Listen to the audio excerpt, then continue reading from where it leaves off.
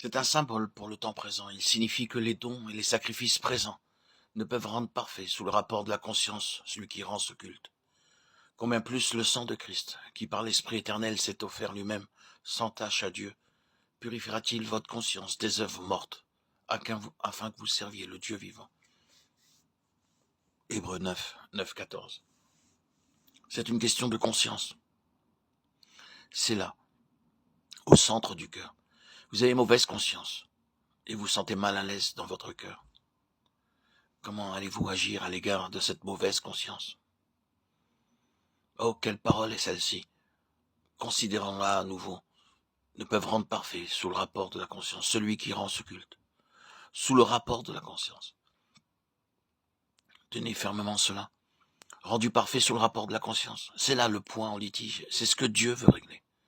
Or, il est dit de ces sacrifices et de ces dons qui n'étaient que des symboles, qui ne pouvaient régler cette question, mais que le sang de Christ, qui par l'Esprit éternel s'est offert lui-même sans tache à Dieu, purifie la conscience.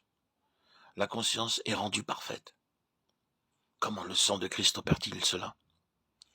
La justice est dans ce sang. Ce sang est la nature incorruptible de la vie du Seigneur Jésus, incorruptible. J'aime toujours méditer cette parole. Ce n'est pas simplement une nature non corrompue, mais une nature incorruptible, une nature qui ne peut pas être corrompue, qui est au-dessus du pouvoir de la corruption.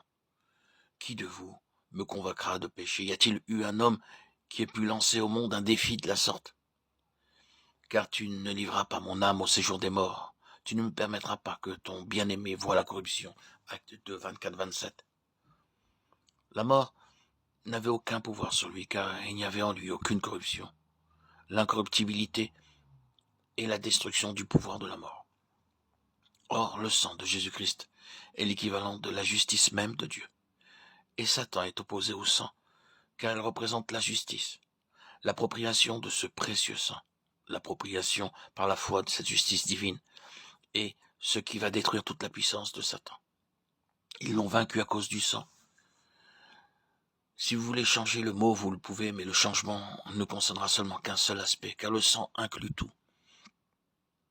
Ainsi, pour ce qui est présentement en vue, vous pouvez changer le mot et dire qu'ils l'ont vaincu à cause de la justice qui vient de la foi. C'est là la parole de leur témoignage, une cuirasse protégeant la conscience même, la défendant. Comment allons-nous défendre notre conscience contre l'accusateur, dont l'objectif est de nous ramener de façon ou d'autre sous la condamnation de notre propre conscience, d'accepter dans nos cœurs la condamnation? Comment devons-nous affronter cela? Comment devons-nous nous protéger? Par la cuirasse de la justice. Sa justice, sa vie incorruptible, qui est devant Dieu en notre faveur par la foi. Vous vous apercevrez que je suis énormément convaincu de la nécessité d'une parole comme celle-ci. Vous pouvez penser que c'est un évangile élémentaire. C'est cela, mais c'est quelque chose de plus que cela. Tandis que nous continuerons, nous découvrirons que Satan s'efforcera de nous épuiser, de faire de cette manière, en insistant sur notre propre indignité, notre propre méchanceté, notre propre état de péché, sur l'horreur de ce que nous sommes, sur tout ce que nous sommes, et que nous ne voudrions pas être, ni ne devrions être, sur tout ce que nous ne sommes pas, et que nous voudrions être, et devrions être. Il ne cessera jamais de jouer sur ce terrain-là. Si jamais vous acceptez une pensée, pour ne pas parler de l'emploi de paroles concernant le combat contre Satan, la rencontre de l'adversaire, la victoire sur lui, souvenez-vous que c'est de cette manière que l'ennemi agit. Ce n'est pas une lutte objective. Vous ne pouvez pas sortir contre l'ennemi de façon objective comme cela. Le combat est ressenti dans votre propre cœur. Ceux qui peut-être font usage d'un langage très hardi au sujet de la victoire du calvaire, et tout ce genre de choses peuvent n'être en fin de compte que des jouets, des pions pour Satan, dans cette question de la victoire à cause de la justice. Dans cette question, ils peuvent être complètement défaits. Eh bien, c'est là où le témoignage du sang trouve sa place. Vous et moi tenons pour précieux le sang de Jésus. En ceci est sa valeur précieuse qu'il apporte une fin à l'autorité et au pouvoir de Satan.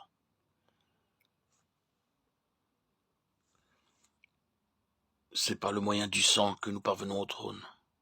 Et ne rendez pas cela matériel et objectif pour le moment.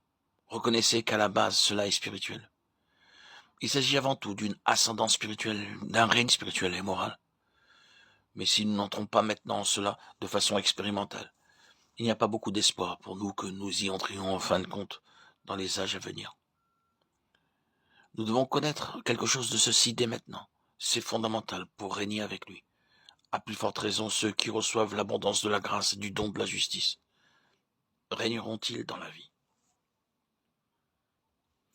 Cela amène une position d'autorité sur un trône dans un sens spirituel et moral pour peser sur l'ennemi maintenant. Or que le Seigneur conserve cette parole dans nos cœurs.